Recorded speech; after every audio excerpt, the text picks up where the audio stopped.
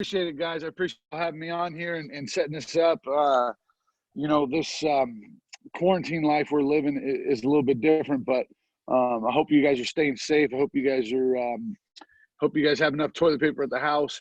But more importantly, this is pretty cool to be able to grow and as football coaches. So I know Noel talked about a lot of the end zone pass game, and I'm sure he gave you some philosophy stuff because he did a hell of a job with that. But I kind of want to start a little bit how we approach spring this year and from a philosophical standpoint, and then we'll talk about some techniques, guys.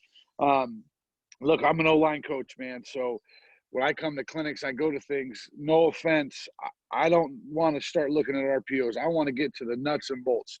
How you teach in dry block? How you teaching reach block? You're the covered offensive lineman on combo. How are you teaching that? Because at the end of the day, I got to be perfect technicians. When you're a big picture guy like Coach Mazzoni is, you're talking about narrow vision, high, but you're talking about a pass game in general. So I just want to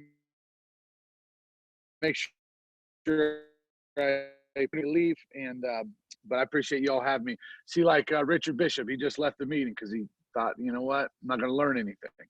But I'm going to flip this around, okay?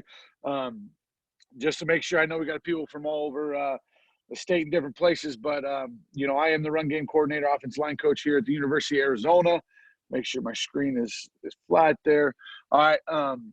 And so, look, I just kind of gave you a little personal deal. I played at Oregon State, played in the Pac-10 back in the day, and then played 5 years in the NFL, and I retired, and I got right into coaching. This is something that I was passionate about, and something that I wasn't able to do. If you guys have met me, if you guys have seen me, I'm not the biggest, strongest, most athletic guy you'll think of when you think of the NFL. But I spent all my time practicing my technique and focusing on that. So when I got done playing, I realized, you know what? I'm here to teach the next generation of football players, the next generation of linemen. So I've been very blessed in my journey. I retired in 2012 and went to Oregon State, then USC. I was with the Saints, and in New Orleans, realized, you know what? Just like you guys are doing, I was an assistant line coach. I coached the tackles, but I was drawing the runs. I was doing all these things. I thought, hell, I want my own room. That's what this game's about. That's what this profession is about teaching, coaching, influencing young people. And so I left and went to Ball State University, which is in the MAC conference, the Mid-American Conference, was assistant head coach and O-line coach. And then I was able to join the University of Arizona. So it's been a great journey, guys. Been a lot of fun, and want to keep going with it, okay?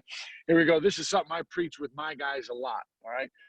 Because I think there's when we get them at the collegiate level, and then especially when high school coaches get them and they're a four-star kid, and sometimes these four stars you guys see at your level, they don't want to do the right thing. So this is understood. This is things that require zero talent. I know you guys have all seen the slide, but it's very important to me, right? Being on time. There's no excuse for not being on time. Having a strong work ethic, all right? Giving great effort, being high energy, all right? Having a positive attitude. There's nothing bothers me more than negative people, all right? Negative people brings down a room, brings down an organization, okay? Being passionate, using good body language, being coachable, doing a little extra, and then being prepared. None of those things did I ever say anything about how tall you were, how athletic you were, how strong you were. None of those things. So when I talk about when I'm in my room here at Arizona, I bring up guys. I don't want any excuses for you guys not being on time. I don't want any excuses for you guys not being prepared. And that's kind of how we start everything. Is they understand? I don't care how you got here. I don't care how highly recruited you are, whether you sign an NLI, whether you're a walk-on, everybody's equal when you come to my program. And if you fulfill these 10 things, you're gonna fulfill your destiny in however you want to say it. But if you do those things, you're gonna be a hell of a football player. All right. Look, something we focus on this spring was setting goals. Okay, setting goals was important to me. This is a drill. This is something I've done in the past, and really I thought was really relevant to my guys now. So we kind of approach it two different ways. You guys can see it's on a PowerPoint, but these were individual piece of paper. Okay, so this is our goals. This is something we started before spring ball. Obviously, with the quarantine, with what's going on in the world, we weren't able to see these fulfilled, but I want to see short-term goals, long-term goals, and then career goals. Okay, short-term goals was really reflected on spring ball and summer. Okay, every spring it's a new opportunity to evaluate our players. It's a new opportunity for the players to prove that they have to prove themselves in spring. So, and every guy's different. You know, you have a senior starter, and his spring ball goal might be, you know, I really want to be better. Really want to be better in pass pro versus zero technique, and I'm a center. Or it might be a tackle. I really want to work on my short set in the quick game. Some freshmen, that'd be short-term goal. I want to learn the playbook. So everybody approaches it differently. Long-term goal, what I was thinking was within a year. My senior starters, okay, look, your goal better be all Pac-12. All right. It better be, you know what, I really want to put myself an opportunity to play in the NFL. What is the big picture goal? Some young players might say, you know what, my goal is to travel. It's to be on field goal. It's to do whatever. And I want them to be realistic. I want them to look at themselves and say, you know what, I redshirted last year, didn't play, and I really want to travel squad, things like that. And then career goal. I think a lot of times in our profession, especially at the collegiate level, we spend a lot of time on X's and O's. All right, I'm going to flip this thing around. I spend a lot of times on football, right? Getting that second step down, you know, two-hand striking, all these things. And what I found was I don't focus, and a lot of people do this, I don't focus enough on the person. We get to know each other, but, you know, what is your goal? What do you want to do in life? Do you want to be a doctor? Do you want to be a lawyer? Do you want to be a high school coach? You know, those are things we talk about, but we don't always get in depth on that. So I want to focus on that this spring, and especially after I've been here a year and I kind of have a great understanding of my guys. And so I really want to focus on that. And then what we did was this was, I know it looks a little different, but that was a 5x7 card on based on a card stock. And every day before the meeting started, the players would come in. Now we did this 4 times. So, but every day the players would come in and they grab the card and they would either write down, if they knew exactly what they wanted to focus on for the day, they'd write it down. Or as we watch practice, they might realize, wow, I wasn't very good at this, and I'm going to work on that. And I think this is important, guys. I think if you focus on the big picture at really any position, you're going to get overwhelmed. But if you focus on one individual thing, and this could be, you know what, you'll see the towel drill in a second. I really have to open up my hips in the run game so my second step can get down. I got to step over the towel. That might be their individual goal for the day, the daily goal. And I really wanted to isolate it and break it down for these guys. So when they went out to practice, they were focusing on that. Now, there's other things, right? If you choose a run game, you still got to go out there and pass protect. But at least when we're doing individual, and then when we're pre-practice or post-practice, they are thinking of those things. So that's something I was really good. I had a good friend of mine, Andy Levitri, who played 10 years in the NFL. We were teammates in college. He came on and met with my players and actually talked about this same deal of setting daily goals and setting goals when I go out to practice. What can I focus on? Because, you know, he felt as a player, if I just focus on, I just got to be a better player, you're never going to get into incrementally better at certain things. He always felt like when he went out to practice, he wanted to get better at his two-hand punch or his footwork, and he'd isolate it. So I thought that was really good for us, and I've had good success in the past with it, okay? And then we also spent time on creating championship habits, okay? This is a concept. I really wanted these guys to focus on everything they do on a daily basis impacts the success or failures of the organization, okay? So this is one quote, and I try to hit them with quotes every day, all right? And then winning is not a sometime thing. It's an all-the-time thing.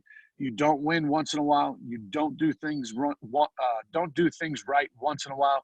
You do them right all the time. Winning is a habit, Vince Lombardi.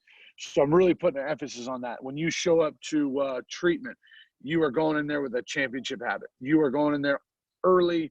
You're there to work. You're there to get stronger, whatever, to get healthy, whatever it is. You're taking that approach to the weight room. You're taking that approach to the practice field. And that was the mindset I wanted to create. Everything we do, the little things matter. And I don't think that gets emphasized enough. When I was with Sean Payton and the New Orleans Saints, we always talked about taking care of the little things. When you take care of the little things, the big things take care of themselves. So I want to create those habits. All right, here we go. Let's talk about run game. All right, that's enough Philosophy, I only have a little bit of time, but I want to talk about our run game philosophy here at the University of Arizona. All right.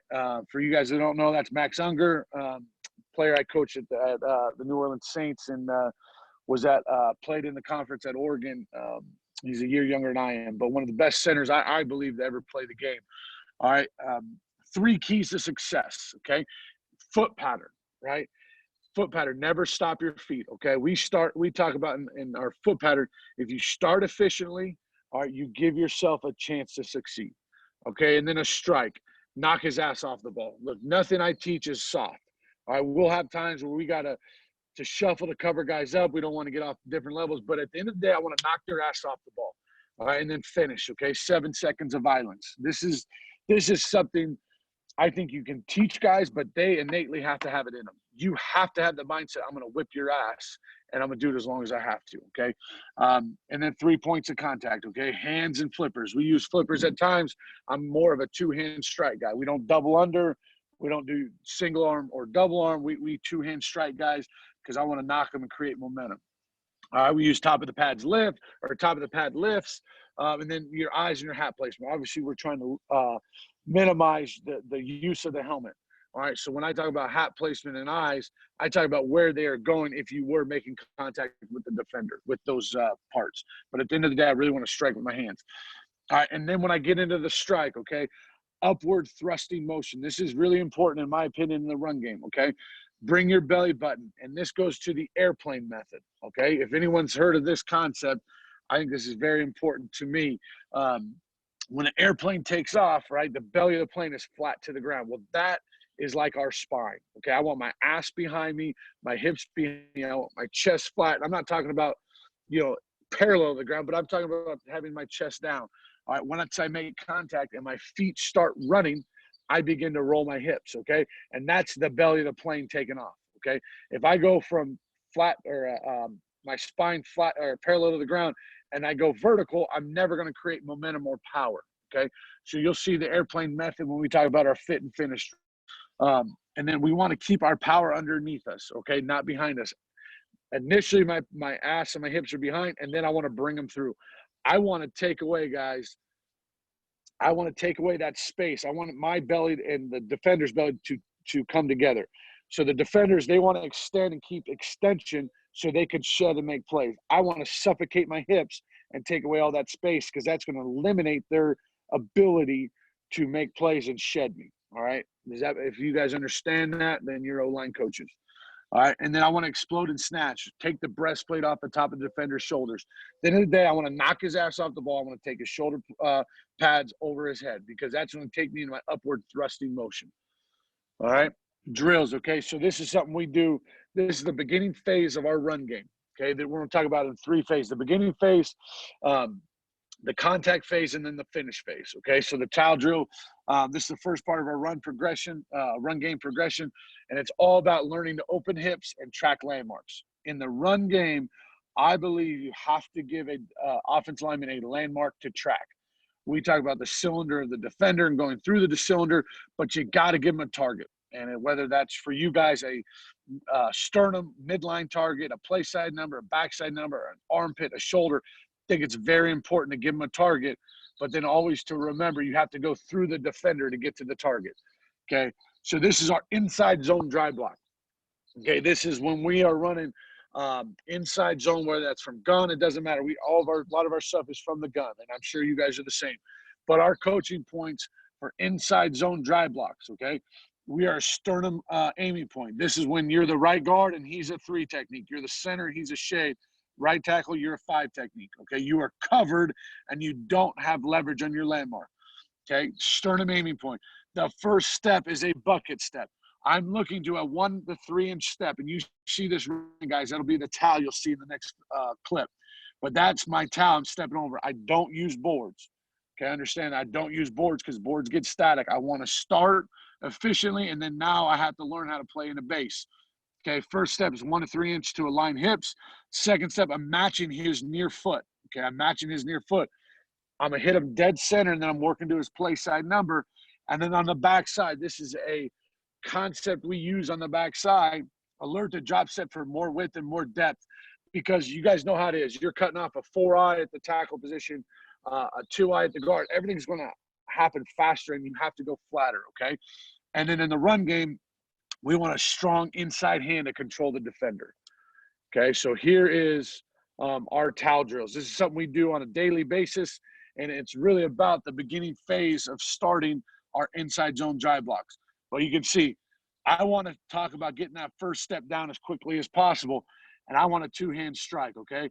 And you can see 74, his hips are behind him. As he makes contact, my belly button rolls, my hips roll, okay? I heard just like this. I went to the Cool Clinic a couple years ago, and Dan Roshar, who's now the O-line coach of the New Orleans Saints, he was a tight ends coach when I was there. He talked about guys getting the first step down fast so your second step can get down faster. Because we all know in the run game, when your second step hits the ground, that's when you're generating the most power. Well, a lot of coaches, including myself, were focused on the second step. We wanted the second step to get down. And what he did was he said, okay, if I got to get the second step down fast with the power, I have to focus on my first step. So that's something I took into my coaching resume, what I do as a coach, and start talking about that. But we're going to go down the line. That's our right tackle. Here's the green guys. They're kind of a little bit injured, so they're kind of tough to watch. But here's an efficient, this is a fifth-year player, okay? You can watch how fast his footwork gets on the ground. He is two-hand strike. And look, I'm focused on the feet on this play, so I'm not too worried about the elbows, the hands. I'm really working about the target, the landmarks, and the track, okay? Well, you can see I want to straddle this this towel right here. Boom, that's going right down through my midline. I'm working on this 45-degree angle. All right, and then as we watch it, okay, so here we go. So this right tackle, okay, this is what we call bucket drive. This is inside zone versus Stanford. The right tackle is opening his hip, all right, and I'm hitting it through the cylinder of the man, okay, hitting through the cylinder of the man. The center is doing the exact same forward. He has a bucket drive on this combination. Left tackle, you can see, has the same technique, all right, but he steps underneath himself, and now my second step crosses over, okay? But that's what I want the bucket drive like. And now you can see the right tackle. We'll talk about finishing, but his hips are behind him. He ends up getting shed. All right, the center does a great job bringing his hips, and now we got to have a strong inside hand control, okay? All right, now you can see the right guard steps over the towel, takes him on the angle. Once again, strong inside hand control, okay? But those are the zone tracks you want. I want to see those feet step over the towel, step over the towel. Once again, left guard, you could always, look, I could show you guys a million plays. I'm going to show you two good examples, and you know what? Darn it, there's two bad examples. Left tackle doesn't step over the towel, right? So he doesn't generate power in the second step. Right, left guard steps underneath himself, doesn't generate power. Now, do they get a good landmark? We have success on the play? Yeah, but our technique can be better. Okay, here's a great example. This right tackle here, bucket stepping on this cutoff block. We're running inside zone to the left. He has to cut off, and I just talked about being faster and flatter. This is what a cutoff looks like on the inside zone play. Okay, we're trying to distort. We have to get a leverage on the landmark, which is dead center. Okay, that's very important to understand. You got to go faster and flatter. All right, now we'll talk about reach blocks, okay? So when I'm reach blocking, this is going to be, we call it inside zone, outside zone.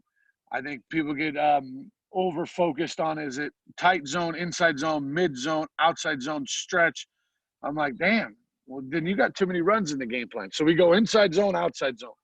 And then our understanding of the concept tells us a lot about the run play. But if I'm reach blocking, okay, this is going to be your outside zone where the ball carrier is going at the butt crack of the tight end, for example. All right, but the play side armpit is our aiming point. Okay, play side armpit's the aiming point, and I'm focused on my first step is a drop step. So now I'm drop stepping for more width and more depth. Once again, it's to align our hips for success. All right, I believe if you don't open your hip, if you don't lose a little bit of ground, your second step will never drive to the crotch of the defender. And I know there are people out there that will disagree, but I will firmly argue with you until the cows come home. You have to open your hip. And when people talk about lead stepping, they pull their film up and they still lose a little bit of ground, okay? but I'm not losing a lot. 2 to 4 inch step, 2-hand strike on the chest plate. I am a 2-hand strike guy. I want to knock his ass off the ball, all right, and I want to create lateral distortion with the defensive line, okay? And then the wider the defender is, the more your hips must open. But once again, outside zone, inside zone gap schemes, you have to go through the cylinder of the man, okay? You don't circle him, you go through him. All right, and then on the backside, alert the drop step for more width and more depth on the backside, okay? That's how I teach a reach block. It's a drop step reach block, play side armpit aiming point, second step to the crotch of the defender. Okay, here we go with the towel drills. The left tackle is it's not great. He crosses way over. All right, what I'm trying to do is drop step. My second step should go right on top of the towel. That's going to take me through the cylinder of the man. Okay, it gets better as we go with this film. But the left guard drop step, second step, step on top of the towel, and I'm getting to his armpit. You can see, guys, we are not scooting. We're not shuffling. I'm knocking his ass off the ball on really a 60-degree angle, and I'm attacking that armpit. I think this is a really good job. The center crossover, but I get it. The defender lined up wide. Here's a great example on these last two with the right guard 76 here. Drop step and second step, step on the towel. We're rocking and rolling, okay? And we watch the right tackle. This is really efficient footwork by him. Drop step, clear the backside foot, get to his armpit. All right, here we go. We are running. Look, this is a man scheme on the backside. We are running outside zone on the front side.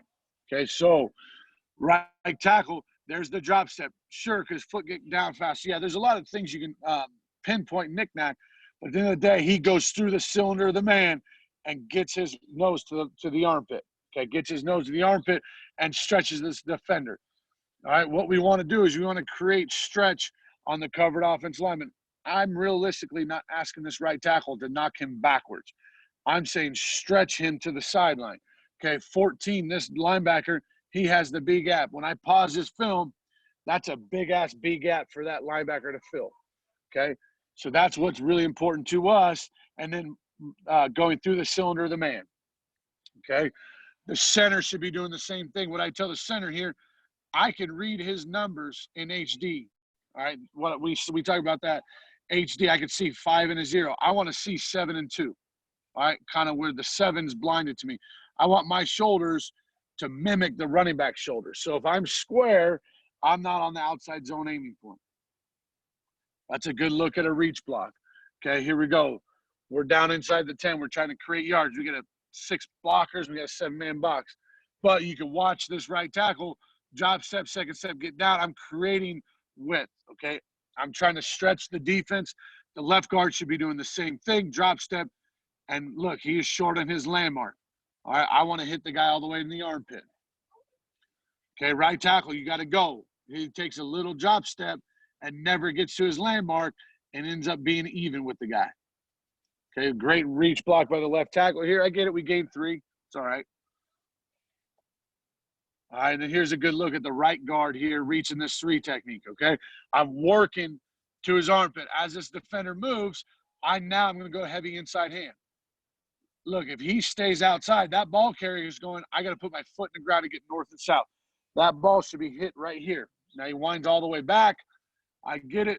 But once again, the right guard. Now, once you realize you have stretch, focus on that inside hand, that backside hand, so you can control this defender.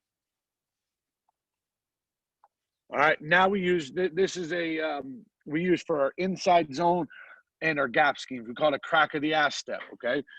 So this is the right guard, and it's inside zone to the right, and I'm working with the single, taking a crack of the ass, get vertical. This is a left guard on a deuce block, okay? So crack of the ass, get vertical. Whenever you're the post player, okay?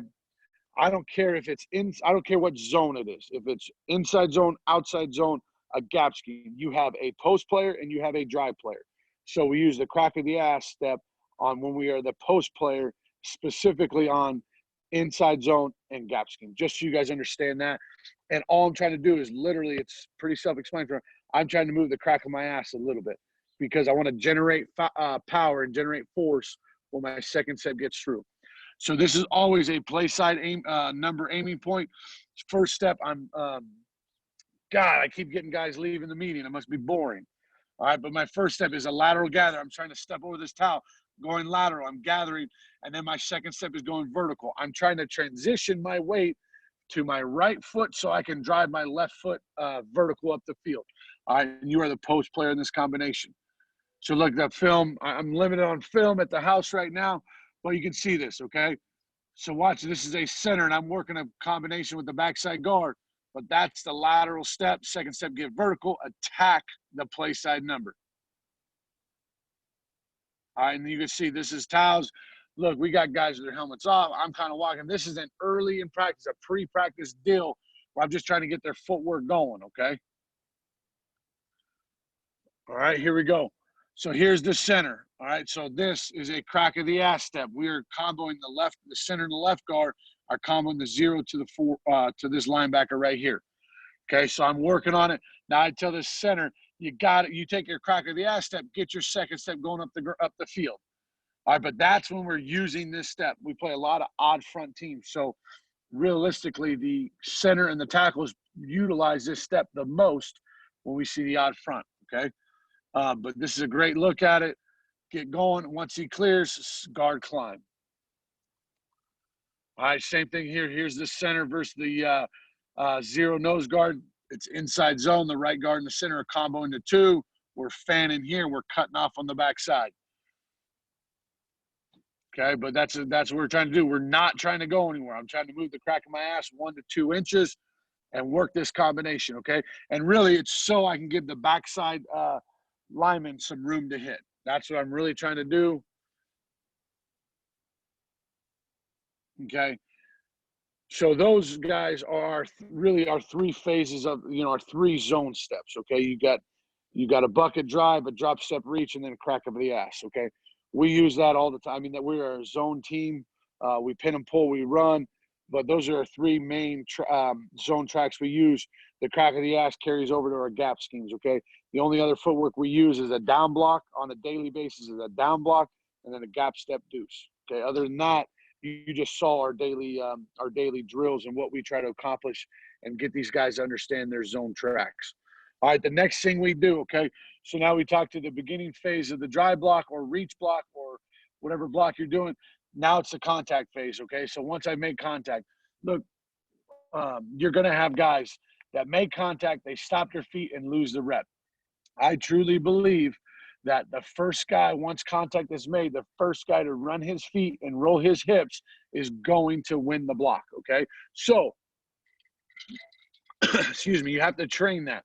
You have to have different ways to do it. I don't use a lot of sleds. This is actually the only sled I use. And if you guys have it, great. If you don't have it, you don't need it. But I think it's a great teaching tool, okay? And it helps guys helps teach guys how to play grounded and have their ass underneath them rather than behind them once they've made contact, okay? So this is something we go from the towel drill, we go right to the left sled, and then we go to our fit and finish, okay? So this is our left sled. So you can see this thing is on a hinge. This piece right here drives in, then the sled rolls up, okay? And you'll see the hip work by the guard or by these 2 defenders. Ass behind them when I make contact, run my feet, roll my hips. I'd like to see this defender's hips get rolled a little bit more and over-exaggerate this way. You can see I want to see this linear positioning by the far offense lineman. Okay, so keep rolling the hips. So we come back, we do it a lot, do it 2 in a row. Okay, just get the fill. But once again, I want to see those hips roll and my belly button and my hips engage on the block. Okay, now we go to fit and finish. There's your boy, Jordan Morgan, Louie. All right, took a nice clip of him or a picture of him, and I don't know, my GA made some cool artwork. All right, but this is fit and finish. Once contact has been made and your feet have stopped, the opponent who runs his feet and rolls his hips first will win the block. I don't care who you're blocking. Look, I blocked Vince Wilfork, and I had to run my feet the whole goddamn time because he was so strong. But I truly believe you got to run your feet, roll your hips. All right, so this is what we call a 2-whistle drill. Okay, so I'm going to say I don't actually use a whistle. I don't blow the whistle very much. But I say set, go. They are taking a bucket drive. So they're going 1, 2, 3, 4, and they're getting fitted. And then I say go again. Their hips, when they're engaged, are behind them. The second go, I'm going to see them run their feet, roll their hips, all from being static.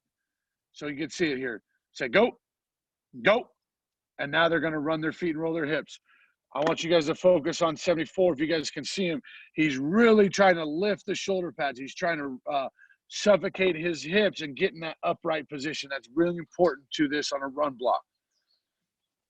All right, so here, this is him again at left guard this time. All right, goes for a drive block. We're running inside zone. He's made contact. His hips are behind him, and you can see him roll his hips. He is trying to get vertical, suffocate his hips on this defender, so that way the defender can't shed him. All right, same thing for the right guard. Keep running your feet, right guard. Run your feet so he can't shed you.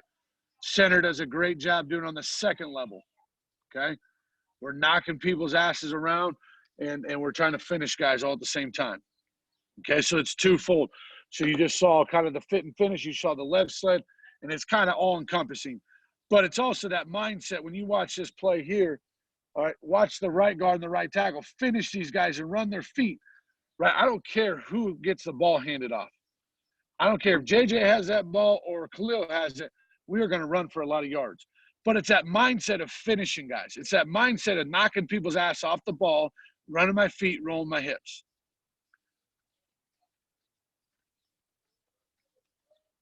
All right, here you go. Here's a great look at the left guard here, okay, just so we can see bucket drive. All right, center's going crack of the ass, bucket drive. These two are working in combination. Left tackle's bucket cutoff. Watch 54 as he makes contact. See how his hips roll and they engage on the defender, and he suffocates himself. All right, he suffocates the hips and doesn't allow the defender to shed a block. All right, and then when you get down here on the goal line, okay, this is just the left sled. And you guys know how it is. Look, we got, 13 guys in the block. This right guard needs to hit this guy with his ass behind him, roll his hips, and whip his ass.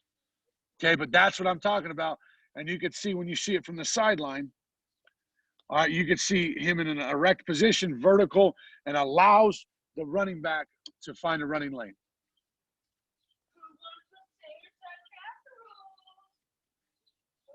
All right, now we go to our 2-to-1 combos, okay? So I'm running out of time. I'm not running out of time, but what I do is try to isolate things. When you're early in spring training camp, we're going to isolate everything and teach it individualized. So you just watch the inside zone drive block, reach block, crack of the ass. We went left sled, fit and finish.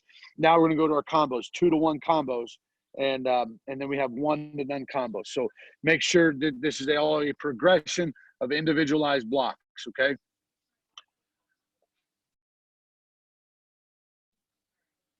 So here we go. So I got combos 2-to-1, inside zone.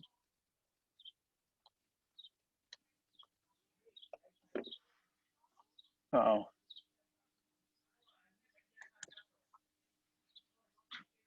Uh-oh. I had a little, hang on, guys. I had a little issue. All right, let me get back to this.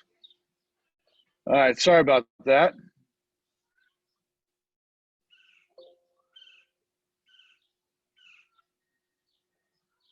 We all have technical difficulties when we're at our house.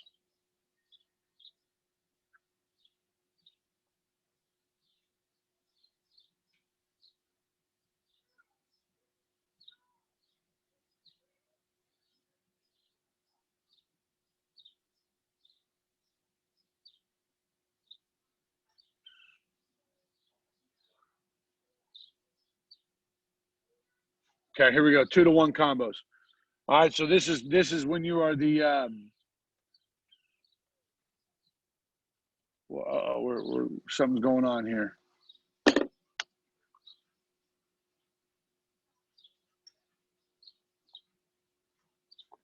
Jim, we got a.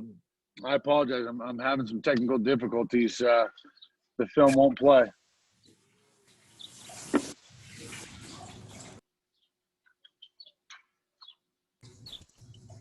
Take your time, Coach. It happens. Yeah, we're good, Coach. Just okay. How many people we got on the Zoom? What do we got? We down to like 10 now? Yeah, we got 100, Coach. We're 100 strong. We're capped. Oh boy, I feel blessed to be like Noel.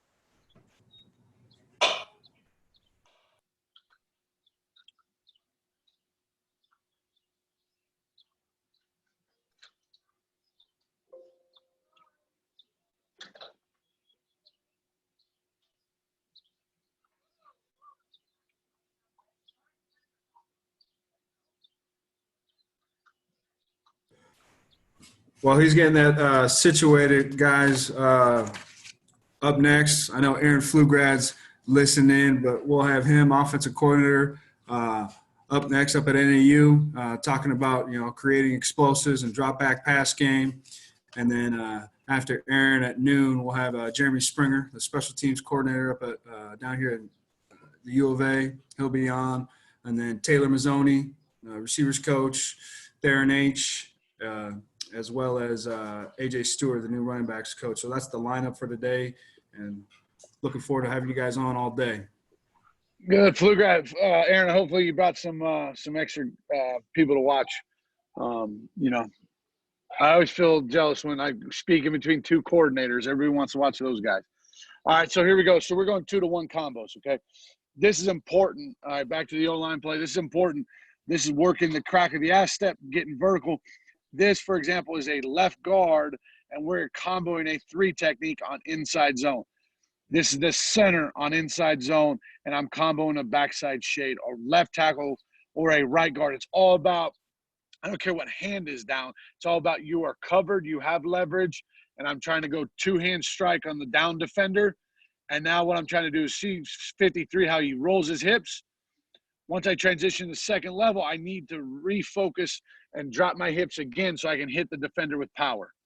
Okay, it's all about that transitioning from second level or first level to second level. If I don't drop my hips when I go to the second level, I'll be off balance.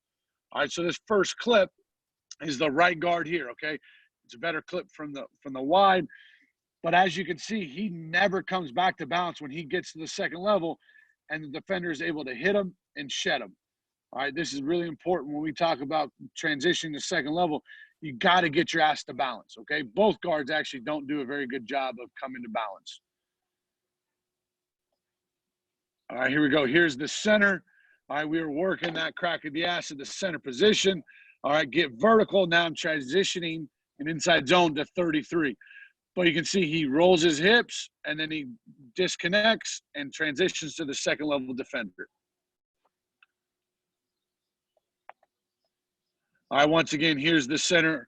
So now he's working this backside shade. 1-2, and look, this is 4th and 1. 1-2, and then now I got to transition and come off on number 2 on the linebacker right now, okay? So it's really important, and everything you do, you guys know how it is in the run game. Things happen faster, things happen slower, so you got to train those things. You got to train on 2-to-1 combos, or maybe when you get to you get the backside tackle in there or the guard, whatever it is, and train those linebackers. Are they running downhill right now? Or are they read and react players? You just got to train those so you get used to it. All right, once again, here's the center again. Crack of the ass. Now my hips have engaged.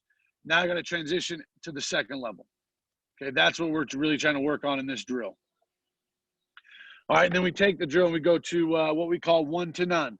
So conceptually, 2-to-1 combos is our inside zone combination block, and then 1-to-none is our outside zone combination blocks, okay? And then once again, it's still about transitioning from first level combination to second level. All right, here's this defender.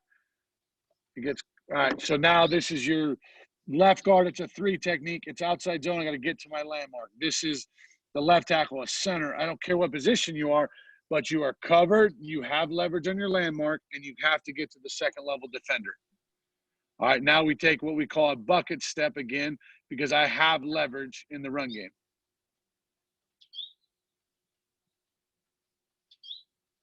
All right, you can see the start. So here we go. Here's an example. This is Colorado running the outside zone play. All right, left tackle is going 1-to-none here on this 4-eye because he doesn't have leverage on his landmark on the linebacker. This center is going 2-to-1 because he has no leverage on his landmark. So Cody is running and cutting off. So you can kind of see both drills simultaneously working. So there's the 1-to-none by the left tackle. Here's 2-to-1-to-none by the center. All right, that's what I'm trying to emphasize. 1-to-none. And look, guys, when I talk about, I know this is a common question in the O-line play. When you are in combination, do you go 2 hands or do you go 1 hand and keep 1 hand free? I believe if you have leverage on your landmark, you 2-hand strike the down defender, okay? If you don't have leverage on your landmark, this left tackle, I'm going 1-hand strike, okay? I don't think there's you could do it either way, but that's how we do it. All right, if I have leverage on the linebacker, I'm going to two-hand strike because I'm going to hit him with more power and have a better chance of getting some movement. All right, left tackle 1 to none. Center goes 2 to 1. Well, he ended up staying on, so he ends up being a two-hand player, heavy backside hand. All right, guys, that's kind of what I had. Switch camera.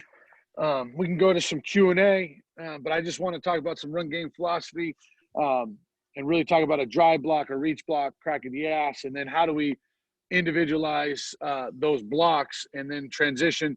The next phase of that is really going 2-on-2 combos. So putting a guard and a tackle next to each other, a center and a guard and a backside tackle, whatever it is, and working those combinations. And then it goes to 3-on-3. Then it goes 5-on-5. Okay, that's how we progress. But I think it's very important starting with individualized blocks first. So, Jim, we got any questions? Louis, whatever. Yeah, any questions out there, guys? You raise your hand there, and then we'll see if we got questions there. Good job, Coach. Lots of good stuff there. Appreciate it. Thank you. That's fun. I get to sit by my pool. The sun's coming out. I mean, Nice. thankfully, the sun rises over the house. I get a little shade in the morning. All right. Cameron Condor, first up. Coach, quick question here for you. How are you guys handling the pesky four eyes in the tight front? Yeah. Like, are you talking about on the front side or the back side of it? On the back side. On the back side. So kind of two different ways we can cut off, right? And I think one thing you got to tell the backside tackle is treat them.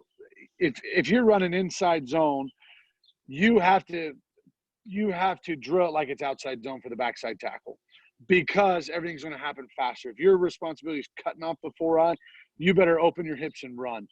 And once they get the feel of that, then they'll understand where their aiming point has to go, because you guys know what it is. They put the four eye there to say, you know what, my four eye is going to whip your tackle's ass. But if you get leverage on him and you knock him across, that ball can wind back. The other thing you can do is you can block out with the guard and wrap the tackle around. And I think that's a good adjustment. If you get those four eyes that don't move a lot, I would say, you know what, fold block. So guard block out, tackle wrap around, and then you can artificially create really large B gaps. Those are the two ways we've done it. And then if you run an outside zone play, you know, high school, you guys cannot cut anything, correct? Louis, is that right? Correct. No, Okay. no cut in high So school. no cut blocking. So like we'll use that because we can still cut on the first level. So that's a technique we can use. But learning how to open and run and cut those guys off is really key. Good question. Anybody else? James Hardy, you don't got a question, man? Iron Ridge? All right, Walter Dupree. Hey, Coach, how you doing? Any of those guys who left the meeting, they don't understand that the game's won up front, right? It's more I like those it, man. line I like coaches than the coordinators. Coach, you didn't get to it in your discussion there, but when you are teaching the down block, what's your coaching points? So I think there's two ways to teach a down block. All right, we lead step the down block, okay? And I know a lot of people say it's not the best, it's not the most powerful, but when we down block, a lot of times we have polars, and usually they're adjacent to them, okay? So if I am the right guard, for example, and I have a 2-eye, okay, and I'm down blocking the 2-eye and I'm pulling the center, okay, what I tell the guard is I'm going to lead step. So I put them, you know, where the line, if you made an L with the lines, okay, so I put him behind this line right here, and I want to lead step on a 45-degree angle, and I'm looking for 2 inches.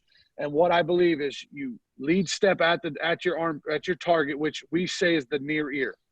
Okay. If I'm the right guard, my inside hand goes to the sternum, my outside hand goes to the clasp of the shoulder, which would be right here. Okay. So I'm near ear, inside hand to the sternum, outside hand to clasp the shoulder. If the defender continues to go up the field, I'm going to continue pressing with my right hand and drive him inside. If he plays over the top, I'm going to extend and then rip with my inside hand. okay, because I know I'm walling him off. And I do that for the center, the two are basically a center, a guard, and a tackle on the front side. We don't do a lot of gap schemes. If I were, I would open my hip just a little bit, what I call a down or a gap step. And I'm trying to step into the gap a little bit to open my hip so I can go faster on the angle, knowing that if I lose a little bit of ground, but I get better wash, I'll have more success. So we lead step, and that's kind of how I teach it because of what we do as an offense. So I lead step, and then my second step is literally don't cross over. So I would have that near foot. You're an O-line coach. So that near foot, I want to straddle my feet. Okay, I want that near foot to go down my crotch, inside hand of the sternum, outside hand of the clasp of the shoulder, aiming points to the near ear. Thanks, Coach. Appreciate it. Yep. I got 2 hands up there. Nice. Got 2 questions coming up. You got him, Louis?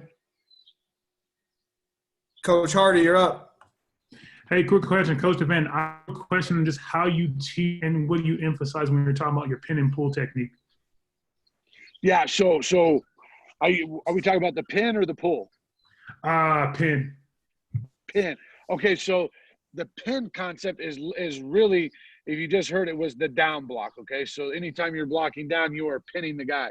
So we lead step, and that lead step is essentially to get our ass out of the hole. Because when you pin, you're usually blocking down with one lineman, and then the adjacent lineman is pulling. So it's really important to get your ass out of the hole. Yeah. All right. And then if we're on the outside zone, the pin guy blocks down, the puller goes around. So what I tell the puller is outside zone or aiming points the armpit. Okay. When you're a puller and you're getting the second level defender, your aiming point now goes to the number because I want to cover more surface. Okay. When I'm the puller, I never want to think kick out. I always want to think attack the play side number because 2 reasons. If the linebacker's responsibility is to leverage the block and to funnel it back to the backside linebacker, you'll get more stretch on the guy. If he is going to run underneath and spill it, you have enough surface and enough cover to pin the guy inside. People that out or pin and pull, you increase the gap that you're trying to create. So we always want to attack the play side half of the defender on our pin and. And then what pull technique do you use with your guard? Yeah, so what we do is we open pull, and we open pull for everything, and for a lot of reasons. If you guys saw the way we open our hips, right? So crack of the ass, bucket step, drop step. Well, when I pull, I'm going to step over the line, okay? So I want to get my pecker, facing the sideline. So we open pull, and then what I tell my guys is open pull. If it's a pin and pull scheme, we're getting the ball outside, you're going to be running. So I want to open and run. If it's a gap scheme and we're running power, you're opening, but now you just got to pull tighter. I think if you teach too many pull techniques, kids don't master anything. So you become good at everything, but you're not great at anything. So I teach the open pull because it's a extension of what we do in the run game. So I want to open and pull, and that's really the most efficient way to move your body, in my opinion. Okay, thank you, sir. Mm-hmm. All right. Any other questions? If not, we'll take a little break. All right, Coach. Louis, I appreciate it, man. This is awesome. Thank you guys for having me. All right, Coach. Come down to Tucson, check out Arizona Wildcats. All right, Coach DeVan, appreciate your time, man. Always a pleasure.